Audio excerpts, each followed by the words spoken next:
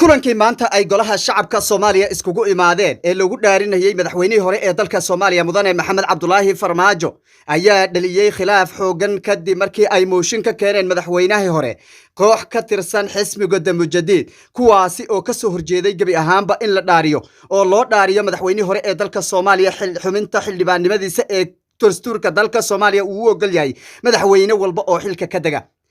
inta badan xildhibaanada arrintaasi waa ay ka xanaaqeen waxayna ku tilmaameen mid ka duwan oo damiirka Soomaaliyeed uusan marna aqbalaynin iyadoo ummadda Soomaaliyeed ay u taalla tacsidii iyo sidoo kale musiibadii ku habsatay isla markaana golaha xildhibaanada loo baahnaa inay ka hadlaan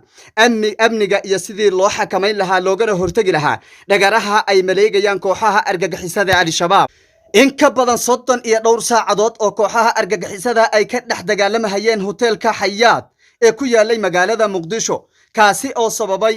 dhacdooyin aad u xanuun badan murugo ummadda Soomaaliyeed ku reebtay saacadahaasi ay gudaha ku jireen inta la xaqiijiyay in ka badan 50 qof dhaawaca waxaa lagu sheegay inay 100 ka dhaafayaan walow tir rasmi ah wali aan la haynin xaaladaasi oo ummadda Soomaaliyeed iyo golaha shacabka iyo mas'uuliyiinta Soomaaliyeedba u taalay ayaa qaybo ka mid ah xildhibaanadu waxay diyaarinayeen mooshin looga taqalusayo laguna xirayo laguna tareecaynayo madaxweynihii hore ee dalka Soomaaliya mudane Maxamed Cabdullaahi Farmaajo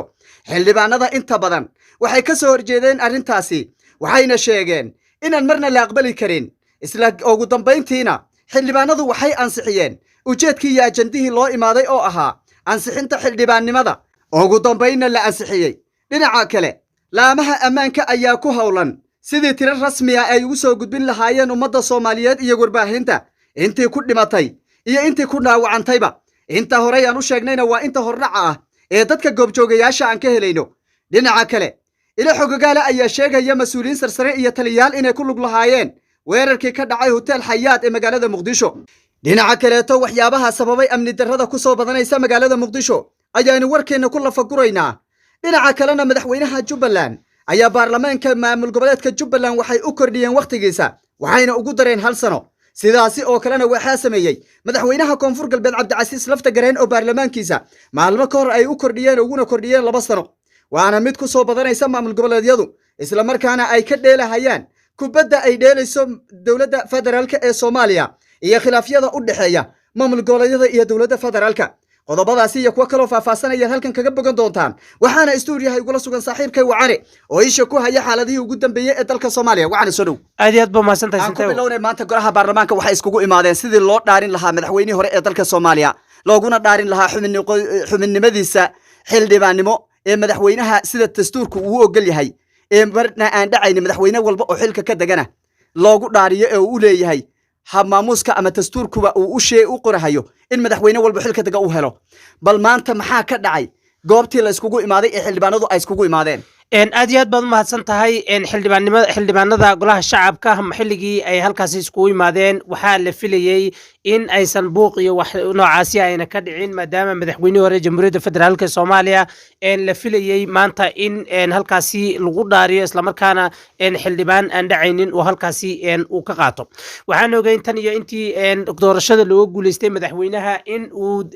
la darsayay handadaado iyo sidoo kale waliba weeraro joogto ay ku qaadayaan qaar ka mid ah saraakiisha dhanka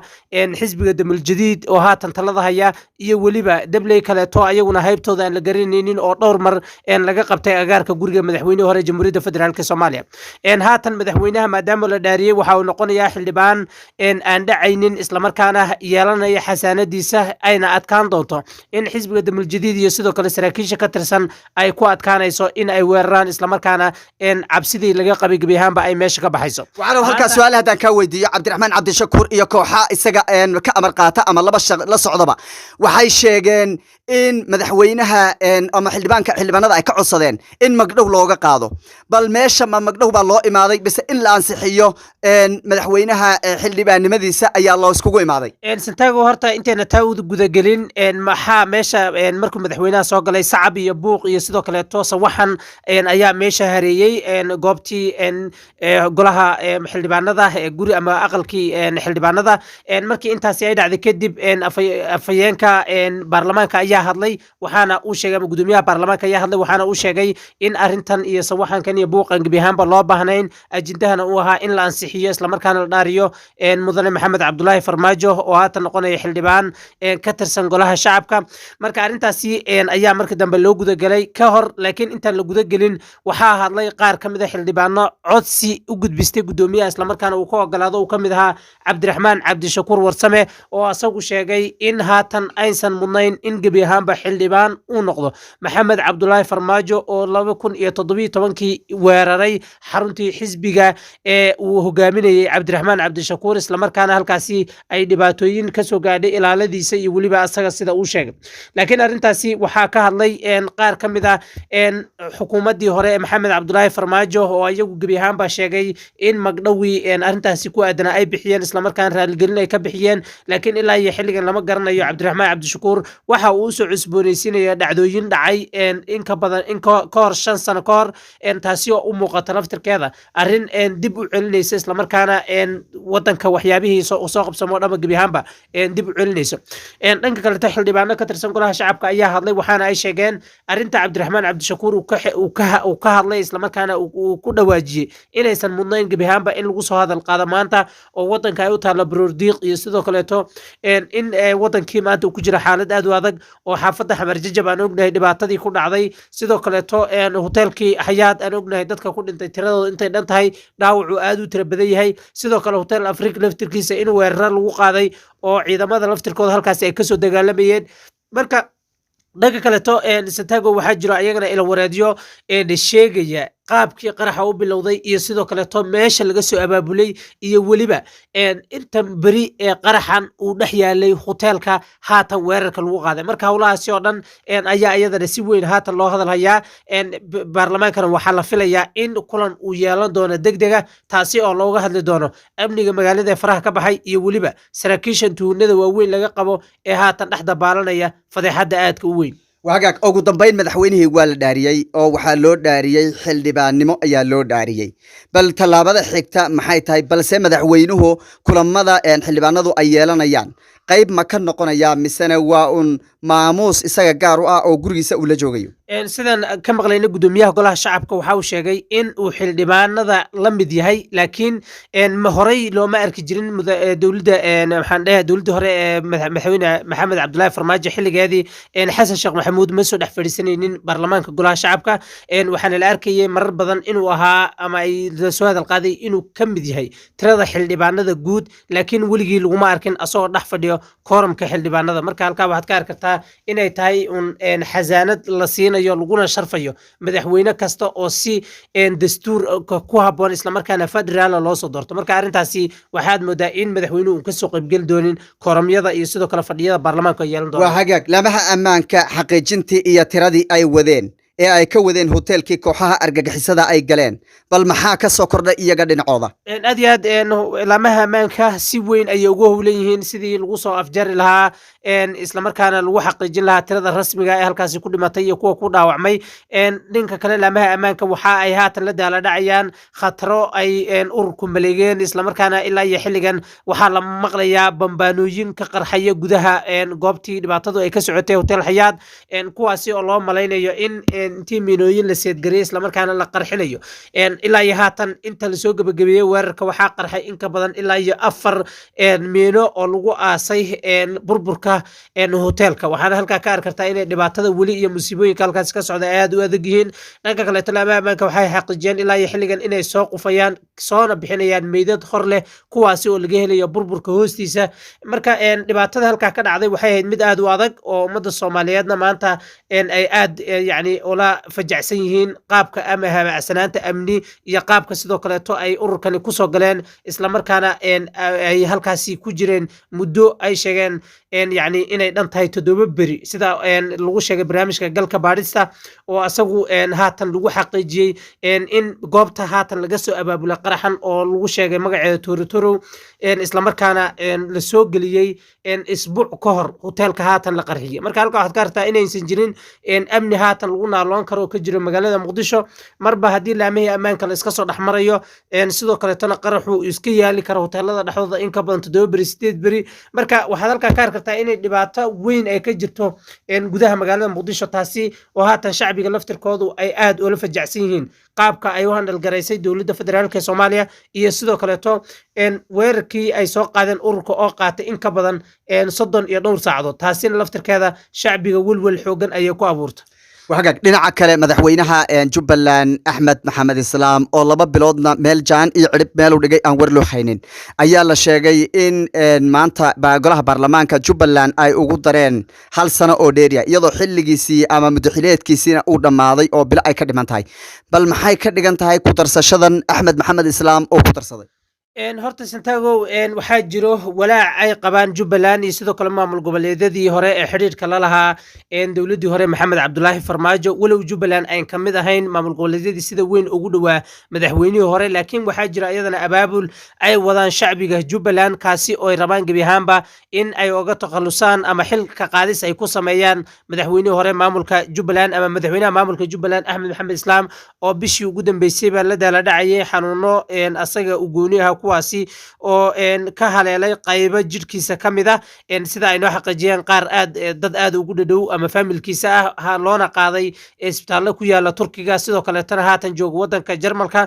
baarlamaanka oo maanta ajendihiisa ahaa in muddo kordhin loogu sameeyo xukuumadda iyo waliba madaxweyne Axmed Maxamed Islaam ayaa gabi ahaanba waxaa loogu daray hal sano taasi oo u muuqata gabi ahaanba in doorashadii la filayay bilaha soo socda inay ka dhacdo Jubbaland gabi ahaanba aysan jirin dhanka kale waxaa jira khilaaf u dhaxeeya maamulka Jubbaland iyo sidoo kale dowladda federaalka Soomaaliya oo ka soo bilowday magacaabistii ra'iisul wasaaraha xukuumadda jamhuuriyadda federaalka Soomaaliya iyo waliba gobolka Gedo oo ayagana ay ciidamo aad u tiro badan oo ka socda dalka Ethiopia ayagana ay joogaan marka waxaa soo baxayay warar la xiriira in dawladda Xasan Sheekh Maxamuud ay qorsheynayso weerar ay ku qaadi doonto maamul goboleedyada ka aragtida duwan iyo waliba maamul goboleedyadii hore ee Maxamed Cabdullaahi Farmaajo la shaqeynayay marka arintaasi oo looga gaashaamanayo maanta baarlamaanku waxay ugu dareen hal sano taasi oo ayadana booska ka saarayso doorashadii iyo sidoo kale qabanqaabadii doorasho ee laga filayay Jubbaland inay ka dhacdo dhanka kale waxa ayadana maalmihii ugu dambeysay Jubbaland laftirkeeda la dala dhacaysa qaraxyo iyo weeraro ay soo qaadeen ururka argagixisada al-shabaab habeen hore ayay ahayd xilli dhexe in uu qarax ka dhacay magaalada Muqdisho taasi oo lagu dilay qaar ka mid ah saraakiisha laamaha ammaanka ee maamulka Jubbaland marka hawlahaasi iyadoo jirto ayaa maamulka maanta loogu daray hal sano وحقق لنا عكل حدي عن أجنو أن دي بقول نقولنا مجال مقدشو قرحي يصير كلا ويركي هوتيل الحياة لجو قاضي أنتي وسعودية أنت هذا أصول ماضيبة ما دحض أقصر رئيس دلك الصومالية ولي كما يسن حدين بل ما حيت هاي السبب تكوريس تكتي إن ما دحضوا أي وقت تعسيسو ضدك أي وحيا لض هالكاسيكسو قاعدين إذا ما أنا لقولي رجليو ويرهذي يصير كلا تدذلك أي كوب حياة سيدا أي وصاف جرلين نفط دي جود بأي هرين كوحنا رجع سيدا أي لجلين صدن يدور ساعدود إن كبضن Santiago ilaa iyo haatan wax mas'uul ah oo la xusi karo waxaa ka hadlay taliyaha ciidanka booliiska Soomaaliyeed taliye Xijaar oo asagu si kulul uga hadlay isla markaana sheegay in la soo gabagabeeyay weerarkii halkaasi ka socday laakiin markii la fiiriyo dhanka ciidamada iyo sidoo kale saraakiisha ciidamada ugu sarreeyay oo kamid yahay taliye Oduwa iyo madaxweynaha jamhuuriyadda taliyaha hay'adda sirdoonka dhamaantood kama aysan hadlin dhanka ra'iisul wasaaraha laftirkiisa kama uusan hadlin wax arintaasi ku saabsan oo qaraxa iyo sidoo kale saameyntiisa wax mas'uul weyn oo haatan la taaban karo ka hadlay waxaa jira taliyaha ciidanka booliiska Soomaaliyeed taliye Xijaar marka arintan dad badan way la fajacsan yihiin waxaana ay leeyihiin maxay tahay sababta dawladda federaalka Soomaaliya ay uga hadlaadaan dhanka kale waxaa jira iyadana eedeymo la xiriira in taliyaha hay'adda sirdoonka qaranka NISA laftirkiisa uu ka mid yahay dadka halkaasi dhibaatooyinka ka geysanaya isla markaana waxaa la sheegay xalay markii uu soo gaaray goobta dhibaatadu ay ka jirtay hotel Xayaat in uu ciidamadii kala diray xilligaasi ayaana laga cabsi qabaaba inay tahay xilligii ay baxeen dablidii hubaysnayd weerarka halkaasi ka waday marka warar badan oo arintaasi la xiriirana waxa ay sheegayaan ama tibaaxayaanba in taliyaha uu ahaaba ninkii badbaadiyey islamarkaana furfuray dableydii halkaasi ku jirtay oo iyaga fasaxayba dhanka kaleeto miinooyinka iyo qaraxyada halkaasi lagu xidhay waxay dhibaatooyin horla u geysteen goobo kaleeto oo muhiima oo ay ka mid tahay hotel afriq iyo sidoo kale dadka deriska iyaga laftirkooda dhibaatooyin kala duwan ayaa kasoo gaadhay santiago intaasi markaan uga gudubno qarax halkaasi ka jiro waxaa iyadana jirto weeraro hoobiyaal ku bilowday oo tan iyo xalay ilaa iyo habeen hore ka socday ama ku socdayba gudaha magaalada muqdisho ay ka mid tahay xaafadaha xamar jajab iyo weliba xaafado kaleeto arrintaasi laftirkeeda dowladdu kama aysan hadlin wax war ay kasoo saartayna ma jirto marka laga reebo dadka deegaanka oo ayagu sheegay in ay halkaasi dhibaatooyin kala duwan ay ka jiraan waagaag siyaasiyiin badan oo baraha bulshada iyo sidoo kale warbaahinta la hadlay waxay sheegeen in dowladda iyadoo ajanda iyo sidoo kaleeta diyaar u ahayn inay la dagaalanto ururada argagixisada in ay shaaciyeen sida ay ula dagaalayaan iyo dagaal ka dhana kooxaha argagixisada madaxweyne xasan sheekh maxamuud baana ugu horeeyo oo arrintaasi sheegay isagoon diyaar u ahayn baa layidhi bal arrintaasi ka waran afhayeenka ururka argagixisada al-shabaab ayaa sheegay isagoo la hadlayay warbaahinta in dowladda federaalka soomaaliya ay qorsheynaysay ama ay ku dhawaaqday ayagoon tabar lahayn iskana dhicin karin ururkooda yacni isagoo hadlaya warbaahinta la hadlaya wuxuu sheegay in dowladdu iyadoo ajenda haysanin ay mar walba faraha la soo gelayso xarakadooda marka dhanka kaleetana waxaan maqlaynay wasiirka arrimaha gudaha oo asagana sheegayba xilliga ay soo afjari doonaan marka laga reebo boolo xooftada iyo sidoo kaleeto wararkan madaxdu ay wado ay leedahay al-shabaab baan soo afjaraynaa soo gebagabaynaynaa waan soo dhammaystiraynaa marka intaa laga tago ma jiro ajenda saxa oo la rabo in lagula dagaalamo ururka laakiin ma la isdhihi karaa waa fashil siyaasadeed oo shacabka soomaaliyeedna dhibaato u keenaya khudbadaasi mas-uuliyiintu ay sheegeen dabcan shacbigu haddii halkaasi dhibaato ayay kala kulmi karaan marba haddii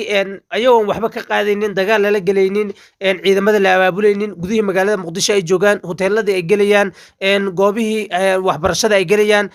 waxgaradka magaalada muqdisho ayaa qaba in siyaasadda dowladda federaalku in ay fashil noqotay islamarkaana dhacdooyinka ka dhacay magaalada muqdisho ee hotel xayaab inay mas-uul ka yihiin mas-uuliyiinta ugu sarraysa dowladda federaalka ee soomaaliya waxayna ugu micneeyeen in dowladda iyadoo oon diyaar ahayn la dagaalanka ururka argagixisadana u diyaarsanayn ajenda saxana aan la imaanin inay hanjabaad baraha bulshada ay u mariyeen ayna shaaciyeen qaabka ay ula dagaalayaan taasi oo aan ahayn mid ku habboon xilliga la taagan yahay ama loo sheegaba ururada argagixisada iyo cadowga Soomaaliyeed waxayna ku dhaliileen madaxweyne xasan sheekh maxamuud iyo sidoo kale mas'uuliyiinta ay qusaysaba in ay arintaasi ku fashilmeen gabi ahaanba weeraradii ka dhacay magaalada muqdisho iyo sidoo kale khasaarihii ka dhacay hotel xayaat ayaa noqonaya mid eedaynteeda iyo sidoo kale mas'uuliyadeeda inta badan ay qaadanaysa dowladda federaalka ee Soomaaliya gaar ahaan madaxweyne xasan sheekh maxamuud iyo taliyaha hay'adda sirdoonka qaranka NISA